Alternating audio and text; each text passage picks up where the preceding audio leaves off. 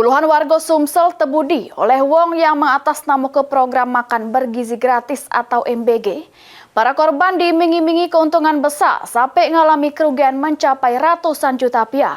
Korban akhirnya membuat laporan di Polda Sumsel.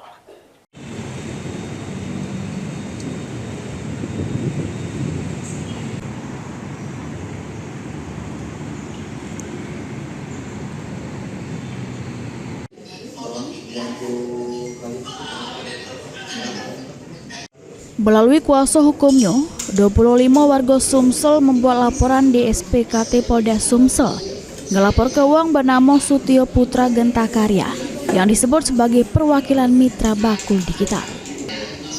Para korban tebudi oleh terlapor yang mengatasnamakan program makan bergizi gratis atau MBG.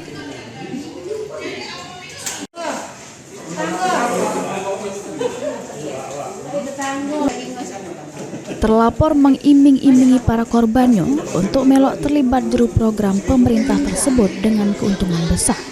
Namun, disuruh nyetor ke duit yang nominalnya tiap uang bervariasi.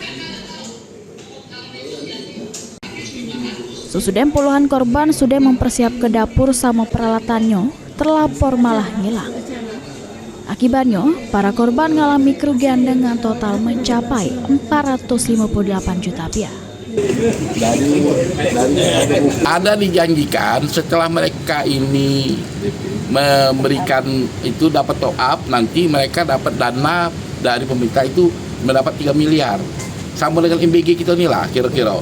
Kalau sudah buka dapur segala macam akan mendapatkan dana talangan untuk belanja, untuk apa namanya buat segala macam kan. Laporan korban sudah diterima petugas SPKT Polda Sumsel. Selanjutnya bakal diselidiki terlebih dahulu oleh Ditreskrimum Polda Sumsel.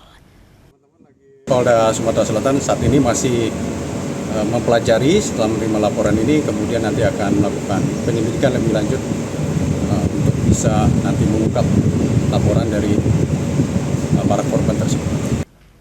Mulyadi, PAL TV.